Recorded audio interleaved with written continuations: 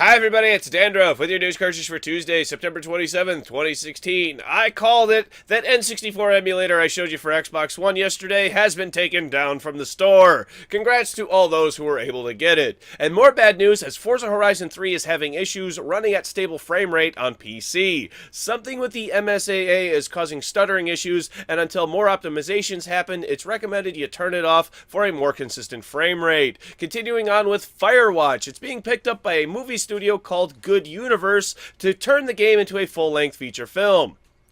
Not sure if that's a good thing or a bad thing. What's horrible is this Audi R8 Xbox One S. Holy cow, it looks like the front fell off of a car.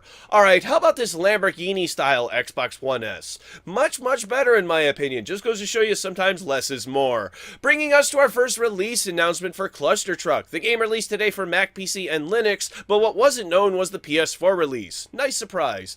Mythic difficulty launched today for World of Warcraft Legion's raid called Emerald Nightmare, and the first season for PvP of the new expansion started too. Dragon Quest Builders has a demo out for PS4 and PS Vita. Head on over to the PlayStation Store to download it and try the game before it launches on October 11th in North America and October 14th in Europe. Endless Space 2 is coming to Steam's Early Access program next week on October 6th. 3-on-3 Freestyle, the next iteration of the Freestyle basketball series, has started its open beta, and it's the first in the series headed to PS4. And finally for teasers, the pre-order bonus for Yakuza 0 has been detailed, and you get business cards. No, seriously, business cards. They come in a really fancy tin, and herein lies the problem. The case is the nicest thing in the package. Oh, and Sega is not making a PC version. At all. I'm sure that game I've already forgot the name of will do just fine. A game previously locked at 30 FPS now has a 60 FPS version. Find out what game the members of the PC Master Race are finally going to cast some light on today on News Cartridge.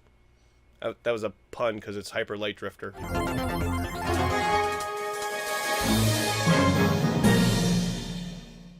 Here we have it, you asked for it, the story mode trailer for Battlefield 1. The way it starts out reminds me of the E3 trailer, quick cuts and rhythmic drums, and then quickly shifts to a quieter, more narrative-based storytelling, and we are shown just how visually stunning this game looks. It's very apparent that EA and DICE are showing off their skills at accurately portraying human faces, and good for them, it looks amazing. After having played the beta and seeing this new trailer, it makes me fall in love with this game all over again. To view the whole trailer, please see the description down below, and don't forget Battlefield 1 releases on October 21st.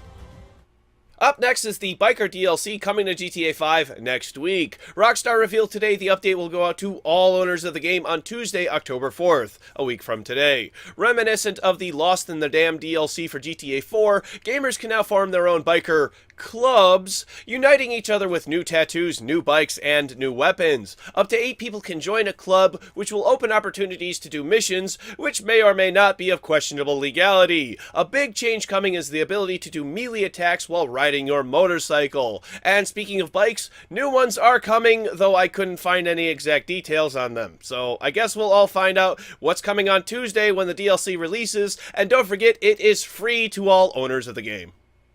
In the quick spot today is Hyper Light Drifter. The game previously locked at 30 frames per second now has a 60 FPS version currently in beta. In an update to Steam today, the developer even noted they had said in the past that they weren't sure if 60 frames could be done, mostly due to the nature of the game engine Game Maker, which the developer has to pick if their game will be 30 FPS or 60 FPS from the beginning. Before this, I would not give the game any sort of consideration, but now that it's at a playable frame rate, I may just do so. But how about you? Let me know in the comment section down below.